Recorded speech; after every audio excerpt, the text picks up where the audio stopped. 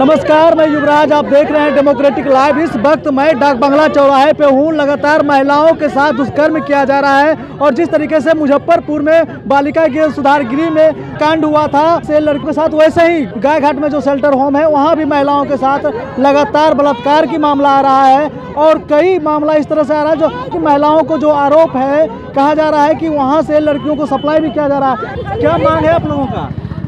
हम लोगों का जिस तरह से आज बिहार के अंतर्गत महिला हिंसा की घटना बढ़ रही है, हम देख रहे हैं कि रोज बरोज बेटियां कहीं सुरक्षित नहीं है और ये सरकार जो बेटी बचाओ का नारा दे रही है, इससे स्पष्ट हो रहा है 2 साल पहले मुजफ्फरपुर शेल्टर होम में जो घटना घटी उससे नीतीश कुमार सबक नहीं लिया। आज गायघाट में 200 से अधिक जो शेल्टर होम में बचियां हैं, एक लड़की हिम्मत करके बाहर आकर के बयान दी है जिससे ये मामला उजागर हुआ है। उसके शरीर पर इतना मार का निशान है, बाहर भी सप्लाई लड़की हो रही है। ये सरकार को, नीतीश कुमार को शर्म करनी चाहिए। हम ये मांग करते हैं कि तुरंत वंदना गुप्ता जो वहाँ की प्रबंधक है उसको गिरफ्तार करके जेल में बंद किया जाए। वहाँ की जो है जांच के लिए हाई कोर्ट के सिटिंग जज को बहाल किया जाए और जो लड़कियां वहाँ पर है उसको शिक्षा पढ़ने का, दवाई, भोजन और उसको ट्रेनिंग दिया जाए जो कुछ वो काम कर सके। इस तरह का करीब 10 हम लोगों का मांग है, जिस मांग को लेकर के पिछले 1 सप्ताह से महिला संगठन हम लोग प्रेस विज्ञप्ति से लेकर के हम लोग सड़कों पर उतरे हैं। आगे भी पूरे बिहार भर में आंदोलन करने का ऐलान है। 25 फरवरी से जो विधानसभा का सत्र चलेगा, विधानसभा सत्र में भी हम लोग आंदोलन करेंगे, विधानसभा घेरने का कोशिश करेंगे। विधानसभा के अंदर जो हमारे वामपंथी दल के जो एमएलए लोग हैं वो इस सवाल को उठाएंगे और महिला संगठन पूरे बिहार में आंदोलन करेगी। महिलाओं को लेकर बार बार इस तरह का मामला आते रहता है, कभी मुजफ्फरपुर, कभी गायघाट में मामला आते रहता है, तो ये आवाज़ मतलब आज भर उठाएंगे कि आगे भी उठाते रहेंगे? हम लोग तो मुजफ्फरपुर शेल्टर होम तक की लड़ाई लड़े और महिला आंदोलनों की वजह से मुजफ्फरपुर शेल्टर होम जो भी न्यायपूर्ण बातें हुई वो उसी वजह से हुई। हम ये लड़ाई तब तक लड़ेंगे जब तक महिलाओं को न्याय नहीं मिलता है और हमारी मांगे मान नहीं ली जाती है।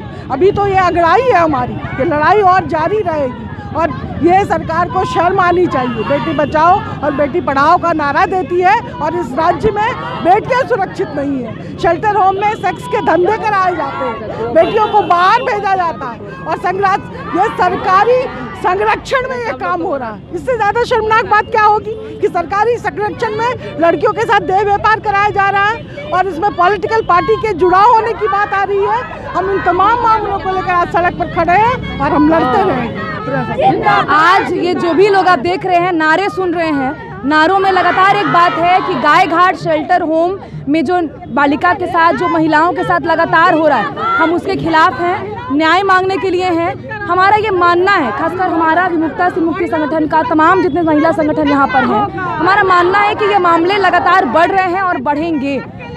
जो आप NCRB का डेटा देखिए, 19-20 के साल में 3,70,000 से ज़्यादा मामले महिलाओं के खिलाफ उत्पीड़न के सामने आए हैं। एक दिन में 1,000 से ज़्यादा मामले सामने आए।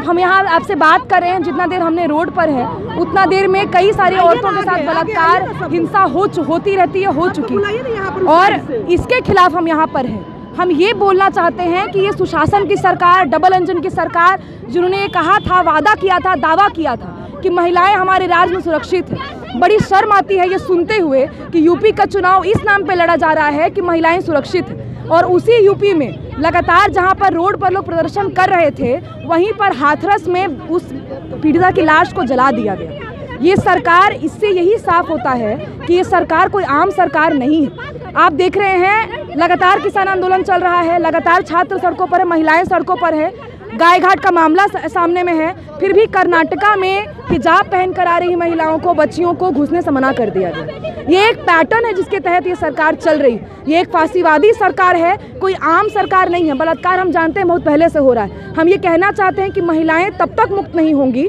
जब तक वो इस सरकार को, चाहे वो मोदी सरकार हो, चाहे नीतीश सरकार हो, चाहे योगी सरकार हो, इसको उखाड़ नहीं फेंकती हैं और एक सचमुच सुंदर समाज नहीं बनाती हैं जहाँ पर महिलाएं सचमुच सुरक्षित रहें, मुक्त रहें। तब तक ये लड़ाइयाँ यूं ही जारी रहेंगी। पटना डीएम डॉक्टर चंद्रशेखर ने कहा कि वो लड़की नशेड़ी है और पागल किस्म की लड़की, इसलिए वो इस तरह का बयान दे रहे हैं। ये तो बहुत पहले से, मतलब आप देख रहे हैं, अगर हम अपने खिलाफ हो रहे हिंसा की आवाज़ उठाते हैं तो हमें नशेड़ी, गंजेड़ी और क्या क्या नहीं बोल दिया जाएगा, कैरेक्टर असैसिनेशन कर दिया जाएगा पूरी तरीके से। आप नहीं आवाज़ उठा सकते। दारूबंदी का कानून लाया गया है और दारू कहाँ कहाँ नहीं बन रहा है ये हमसे ज़्यादा आप वाकिफ़ हैं। कानून के बाद घरों घरों तक पहुँचने लगा, ठीक है। और दूसरी चीज़, यहाँ तक जो सरकार का रवैया पूरी तरीके, आप नया जो कानून बदला है दारूबंदी का उसमें देखिएगा, जो दारू बनाते हैं, जो बाहर से सप्लाई होता है उसका नहीं, जो दारू बनाते हैं उन पर और कड़ी कार्रवाई। इसका मतलब जो वो गरीब तबके के लोग हैं जो दारू बनाने के लिए विवश हैं, रोजगार नहीं मिलने के कारण, उस पर अब आक्रमण कर रहे हैं। आप महिलाओं के सशक्तिकरण की बात कहते हैं, हमारे कितने सारे ऐसे लोग हैं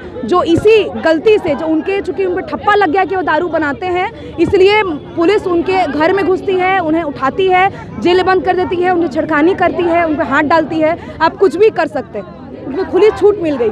ये पूरी जो व्यवस्था है, ये सरकार है, घोर रूप से महिला विरोधी है। और इन छोटे प्रदर्शनों से ज़रूर हम चाहते हैं कि ये जितने प्रदर्शन होते जो अलग अलग होते, हमारा मानना है कि इन प्रदर्शनों का एक बिंदु बनाया जाए, एक साथ लाया जाए और एक आर पार की लड़ाई की तैयारी की जाए। उसी से सरकार सुनने वाली है, अदरवाइज सरकार सुनने वाली नहीं है। हम लगातार पिछले एक सप्ताह से आंदोलन में हैं और अगर सरकार अब भी नहीं सुनेगी तो हमारी ये लड़ाई आगे चलेगी। बिहार के विधानसभा का सत्र शुरू होने वाला है।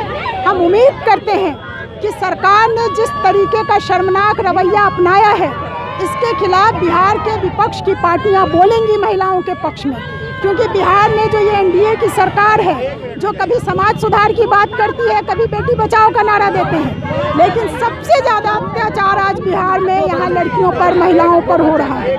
इसलिए ये समाज सुधार का ढोंग बंद करें, बेटी बचाओ के नारे का ढोंग बंद करें। वास्तव में बेटी को बचाना है तो कम से कम गाय घाट रिमांड होम की लड़की जो आरोप लगा रही है, उस आरोप की एक जांच तो आप करवाइए। जांच तक नहीं करवा रहे हैं आप, खुलेआम रिपोर्ट दे रहे हैं कि लड़की झूठ बोल रही है। तो लड़की को कैरेक्टर सर्टिफिकेट देने के बदले आपका जो ये सिस्टम है, इस सिस्टम में कहाँ कौन से लोग घुसे हुए हैं जो महिलाओं पे अत्याचार कर रहे हैं, इसकी शिनाख्त बिहार की सरकार को करना चाहिए। और ये अगर सरकार नहीं करती है तो हमारा आंदोलन आगे बढ़ेगा, जारी रहेगा। तो देखिए, हम लगातार महिलाओं का आवाज़ उठा रहे हैं। शेल्टर होम पर भी जाकर हम लोगों ने आवाज़ उठाने का काम किया था और आज कई महिलाएं सड़क पे उतरी हैं। बुद्धा स्मृति पार्क पे ये लोग थी, वहाँ से ये लोग डाक बंगला चौराहे के पास आई थी और यहाँ से ये लोग जो सरकार की रवैया है, जो सरकार हमेशा कहती है बेटी बचाओ बेटी पढ़ाओ, लेकिन ठीक उसका उल्टा ही नज़र आ रहा है। बार बार इस तरह का मामला सामने आता है। कभी मुजफ्फरपुर शेल्टर होम का मामला आता है, कभी गाय घाट शेल्टर होम का मामला सामने आता है। तो आज महिलाएं सड़क पे उतरी हैं, बार बार शेल्टर होम में जो बलात्कार की मामला आ रहा है उसको लेकर आवाज़ बुलंद कर रही हैं। तो इसी तरह आप हमारे चैनल को देखते रहें। अभी तक हमारे चैनल को सब्सक्राइब नहीं किया है तो सब्सक्राइब कर लें और फेसबुक पे देख रहे हैं तो लाइक और फॉलो जरूर कर लें। धन्यवाद।